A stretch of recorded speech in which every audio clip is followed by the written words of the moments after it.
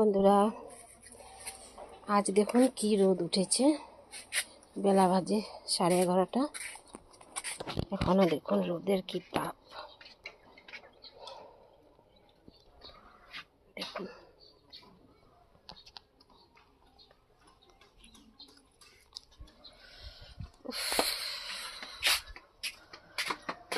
যা গরম আজকে, দেখেছেন তো আকাশ কি সুন্দর পরিষ্কার, কি গরম।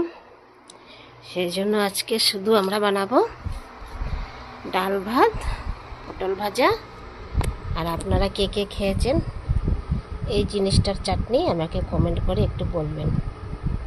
এই দেখুন, এটা কি বলুন, এটাকে বলে আমরা এদিকে কাঁঠাল বিচি।